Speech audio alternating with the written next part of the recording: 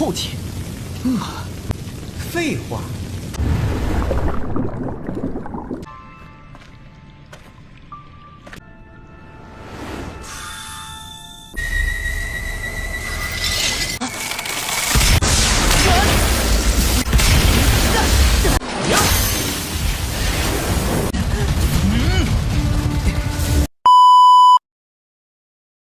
Halo sobat, makasih nih kalian sudah mau mengklik video ini. Seperti biasa kali ini Mimin akan lanjutkan alur cerita dari Donghua Wudong Qiankun dari part sebelumnya. Tanpa banyak basa-basi lagi mari kita langsung saja ke alur ceritanya. Pada part kali ini diperlihatkan Lindong dan rekan-rekannya yang telah memenangkan pertandingan itu, kini mereka pun telah berada di kolam dan Xian, yang kemudian Ziyue Lindong dan Liu Yi pun masuk ke dalam kolam untuk menyerap energi di dalam kolam tersebut sebanyak mereka bisa, sedangkan Xuanzu dan Xia Wanqin akan menunggu mereka di atas kolam. Pada penyerapan itu terlihat Lindong memiliki penyerapan energi paling lambat dari mereka bertiga. Martha yang melihat hal itu malah menertawakan Lindong. Dan dikarenakan waktu berada di dalam kolam itu terbatas, Martha menawarkan akan membantu Lindong dalam menyerap energi spiritual namun dengan satu syarat. Yang dimana jika telah selesai menyerap energi spiritual maka Lindong harus bersedia turun ke dasar kolam untuk melihat sumber energi dari kolam tersebut. Tanpa berpikir lama Lindong pun menyetujui permintaan dari Martha tersebut. Karena hal itu Martha pun langsung membantu Lindong dalam penyerapannya itu, lalu terlihat bantuan dari Martha itu membuat Lindong dengan cepat dapat menyerap energi spiritual, dan terlihat efek dari penyerapan itu sampai membuat pusaran air di kolam tersebut. Setelah selesai dari penyerapan itu, Lindong pun turun ke dasar kolam sesuai kesepakatannya bersama Martha. Setelah sampai di dasar kolam Lindong melihat sebuah bola giok iblis piton yang sedang tersegel.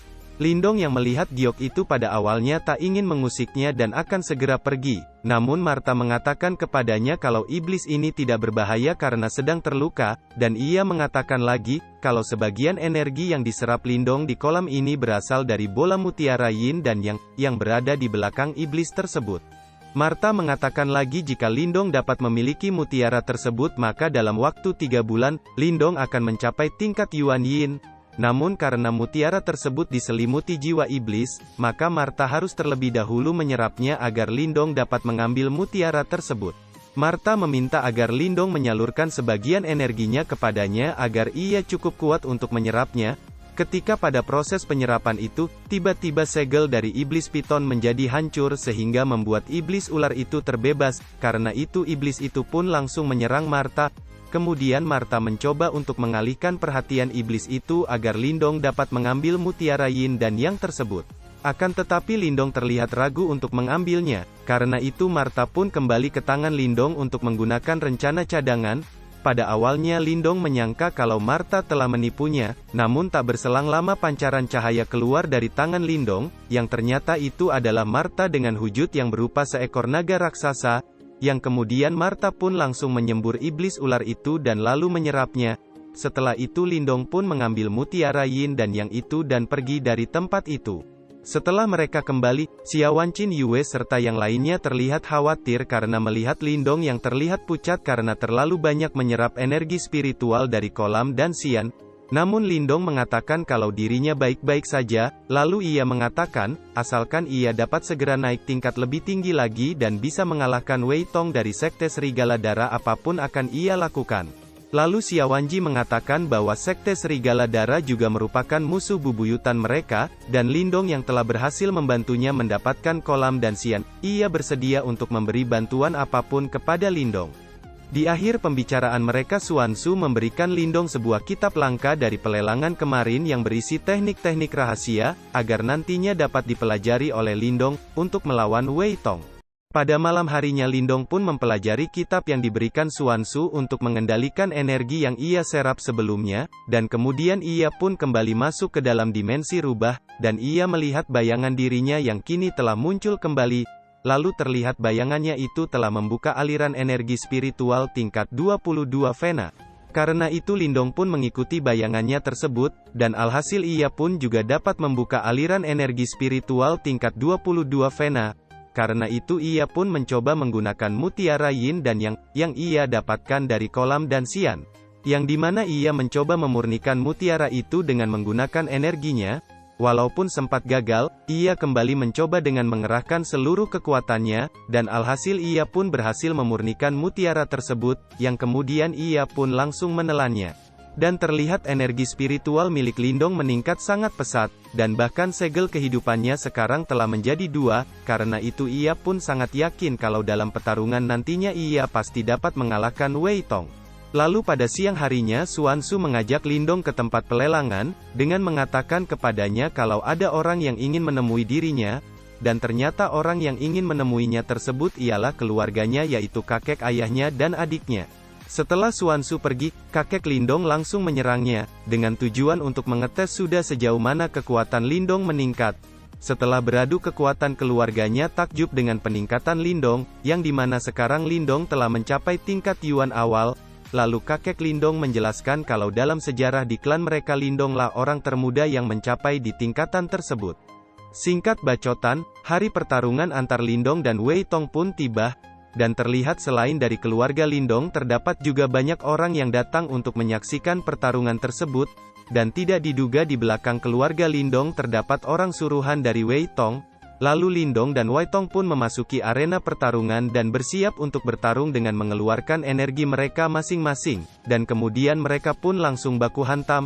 Dan selain itu arena pertarungan itu telah diselimuti penghalang dari energi mental, untuk mencegah para petarung melarikan diri. Hal ini dikarenakan mereka yang telah sepakat untuk baku hantam sampai mati.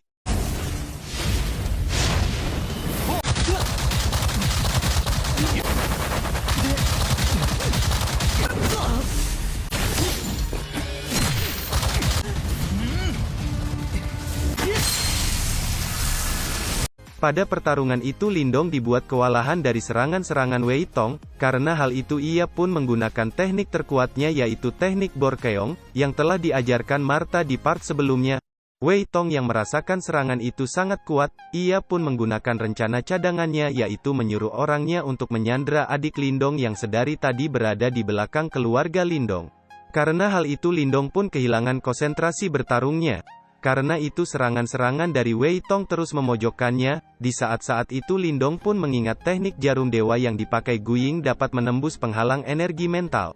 Karena itu ia pun kembali menggunakan jurus Borkeong untuk menyerang Wei Tong agar dapat mengelabuinya, yang dimana ia menyelinapkan jarum dewanya untuk menyelamatkan adiknya. Di saat orang suruhan Wei Tong itu ingin menyerang lagi, datanglah kakek Yanda untuk membantu dan langsung mengalahkan orang tersebut. Kini adik Lindong yang telah selamat itu, Lindong pun dapat kembali berkonsentrasi pada pertarungannya, dan terlihat Lindong sangatlah marah dengan kecurangan yang dilakukan oleh Wei Tong tersebut, dan ia pun menggunakan seluruh kekuatannya untuk mengakhiri pertarungan mereka. Wei Tong yang mendapatkan hantaman dari Lindong, ia pun kehabisan tenaga dan mengaku kalah, namun Lindong mengatakan kalau pertarungan ini belum selesai, sampai salah satu dari mereka ada yang meninggoy. Dan Lindong pun melancarkan serangan lagi untuk menghabisi Wei Tong. Wei Tong yang terkena serangan itu alhasil ia pun harus meninggoy pada pertarungan tersebut, dan pertarungan pun dimenangkan oleh Lindong. Lalu cerita pun meloncat ke beberapa bulan setelah pertarungan tersebut, karena kemenangan Lindong dari Wei Tong yang berasal dari sekte Serigala Darah tersebut, kini klan Lin menjadi sangat terkenal di seluruh penjuru kota, dan selain itu klan Lin juga telah bersekutu dengan rumah pelelangan milik Xia Wancin.